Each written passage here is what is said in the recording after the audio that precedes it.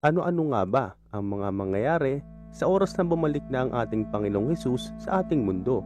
Kaya sa video na ito ay ibabahagi ko sa inyo ang 10 kaganapan at mga palatandaan na malapit na talaga siyang pumarito.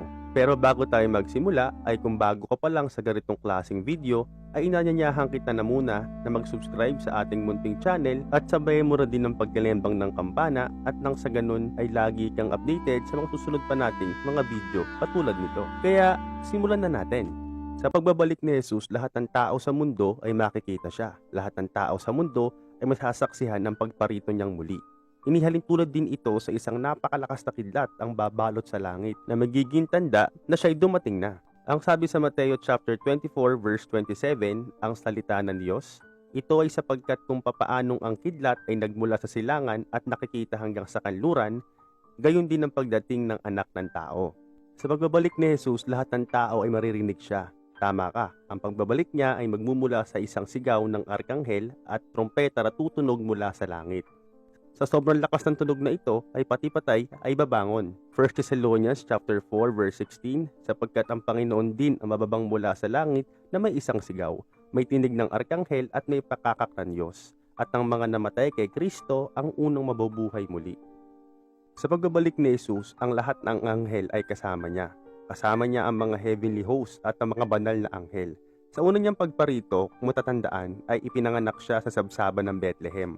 Hindi siya ipinanganak sa palasyo, hindi rin siya ipinanganak sa magagandang lugar, at tinawag siyang suffering servant o humility. Pero sa pangalawa niyang pagparito ay tatawagin niya siyang conquering Messiah.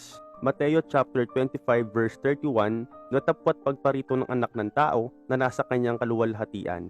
Nakasama niya ang lahat ng mga anghel, kung magkagayoy luluklok siya sa luklukan ng kanyang kaluwalhatian. Sa pagbabalik ni Jesus ay magkakaroon ng napakalakas na lindol. Ito ang lindol na hindi pa naitatala sa kasaysayan ng mundo. Ang sabi din sa Biblia, sa sobrang lakas na lindol na ito ay kaya na nitong wasakin at pawalain sa mapa ang mga bundok at mga isla pati ang mga syudad sa ibabaw ng lupa. Revelation chapter 16 verse 18, at magkakaroon ng mga kidlat at mga tinig at mga kulog at magkakaroon ng malalakas na lindol na hindi pa nangyayari kailanman mula ng magkatao sa lupa. Isang lindol na lubhang malakas, lubhang kakilakilabot. Sa pagbabalik ni Jesus, meron siyang totoong katawan. Marami nagsasabi na si Jesus daw ay babalik bilang espiritu. Totoo kaya ito? Ikonsidera natin ang sinabi ng anghel kay Jesus. Naaalis na siya sa mundo sa una niyang pagparito.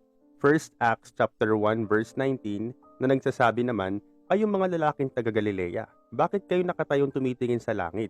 Itong si Jesus na tinanggap sa langit mula sa inyo ay paparitong gaya rin ng inyong nakitang pagpunta niya sa langit. Nang umalis sa mundo si Jesus, meron siyang pisikal na katawan. Napatunayan na yan na bumalik si Jesus sa lupa at hinawakan siya ng mga apostol. Lucas chapter 24 verse 39, tingnan ninyo ang aking mga kamay at ang aking mga paa.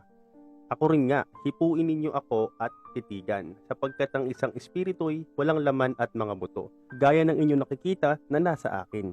Sa pagbabalik ni Jesus, meron siyang dalang gantimpala. Revelation chapter 22 verse 12, narito ako'y madaling pumarito, at ang aking gantimpala ay nasa akin, upang bigyan ng kagantihan ang bawat isa ayon sa kaniyang gawa. Ibig sabihin lang nito ay sa pagparito niya ay alam niya na kung sino-sino ang mga tao na nasa aklat ng buhay, at ibibigay niya ang gantimpala na naaayon sa ginawa ng taong iyon. Sa pagbabalik ni Jesus ay papatayin niya lahat ng masasama. Jeremiah chapter 25 verse 33, at ang mapapatay ng Panginoon sa araw na yaoy magiging mula sa isang dulo ng lupa hanggang sa kabilang dulo ng lupa.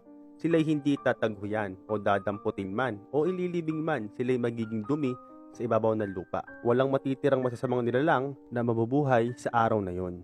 Sa pagbabalik ni Jesus, ang lahat ng namatay na mananampalataya ay muling mabubuhay. Lahat na naging tapat sa Panginoon habang sila'y nabubuhay pa ay bubuhayin muli. Sila naman yung mga taong bago namatay ay tinanggap nila si Jesus bilang kanilang Diyos at tagapagligtas ng kanilang buhay. Babangon sila sa kanilang hinihimlayan kapag narinig na nila ang tinig ng Diyos. Nakakatuwa lang isipin na makikita mo na ulit ang mga mahal mo sa buhay na sumampalataya din sa Diyos. Isang malaking reunion to kung iisipin. 1 Thessalonians chapter 4 verse 16, sapagkat ang Panginoon din ang bababang mula sa langit na may isang sigaw, may tindig ng arkanghel at may pakakak ng Diyos, at ang nangamatay kay Kristo ay ang unang mabubuhay muli. Sa pagbabalik ni Jesus, lahat ng mga buhay na nananampalataya ay imimit ni Jesus sa alapaap. Nung una ay ang mga patay na mananampalataya muna ang binuhay, at pagkatapos nila ay tayo namang mga buhay physically. Ang nakaka-excite lang sa mga buhay ay makikita nila ang kaganapang yon. Si Jesus ay hindi tutungtong sa lupa sa ikalawang beses niyang pagparito. Kaya ito ang pinakaalas ng Antikristo, ang manlinlang at mandaya sa oras na yon. Nabanggit sa Biblia ang huwad na Kristo sa huling mga araw.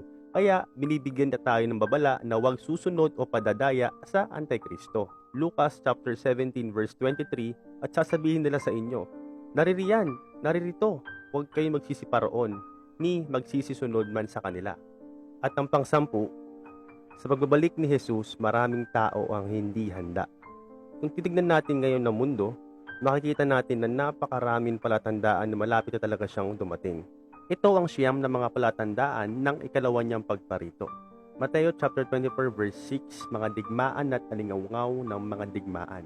Lucas chapter 21 verse 11, mga lindol, taggutom at mga sakit. 2 Timoteo chapter 4 verse 3 to 4, mga bulaang propeta. 2 Timoteo chapter 3 verse 1 to 3, mapagmataas, suwail at walang galang sa Panginoon. Daniel chapter 12 verse 4, patalino ng patalino ang mga tao. Mateo chapter 24 verse 12, lalaganap ang kasamaan sa mundo. 2 Timoteo chapter 3 verse 4, mga sakim sa kayamanan. Lucas chapter 21 verse 25 to 26, matatakot ng mga tao sa mga matutunghayan nila na pangyayari sa mundo. Mateo chapter 24 verse 14, ipapangaral ang salita ng Diyos sa buong mundo. Una sa lahat, dapat ninyong malaman na sa mga huling araw ay pagtatawanan kayo ng mga taong namuhay ayon sa sarili nilang pagnanasa. Sasabihin nila, nangako siyang darating, hindi ba? Nasaan na siya? Namatay na ang ating mga ninuno, ngunit wala pa ring pagbabago buhat ng likain ang mundong ito. Maraming tao ang hindi maniniwala. Maraming tao rin ang pagtatawanan tayo o pagtatawanan yung mga taong nagsishare o nagbabahagi ng salita ng Diyos. Pero kung sino ang magtitiis o maniniwala hanggang sa huli, ang siyang maliligtas. 2 Peter chapter 3 verse 4, darating ang Panginoon na parang isang magnanakaw. Walang nakakaalam kung kailan yun mangyayari. Walang nakakaalam, miski ang mga anghel sa langit, kung kailan siya muling paparito. Kaya dapat tayo maging palaging handa. Mateo chapter 24 verse 44, kaya't lagi kayong maging handa sapagkat darating anak ng tao sa oras na hindi ninyo inaasahan. Maraming inihanda ang Diyos para sa atin sa langit. Isang napakagandang pamumuhay, kaya dapat ay makasama ka din dito. 1 chapter 14 verse 2, sa bahay ng aking ama ay marami silid. Kung hindi ito totoo, sasabihin ko ba sa inyong papunta ako roon upang ipaghanda ko kayo ng inyong matitirahan? Kaya kaibigan na nakikinig ngayon, nakapaghanda ka na ba o prepare ka na ba sa pagbabalik niya? Comment down below. Gusto ko din malaman ang opinion mo para dito. Papasukin mo sa buhay mo si Jesucristo. Pagbuksan mo siya ng pinto habang hindi pa huli ang lahat. Revelation chapter 3 verse 20, tignan mo, nakatayo ako at kumakatok sa pintuan. Kung di ring ginino man ng aking tinig at bubuksan ng pinto, papasok ako at kakain kasalo niya. Papapasukin mo ba siya? Comment down below. At dito na natatapos ang ating video. Kung nagustuhan mo, maaari ka bang mag-iwan ng isang like at pakisubscribe na din ang ating muntin channel. Nang sa ganon ay lagi kang updated sa mga susunod pa nating mga video. Aminu, see you on the next video.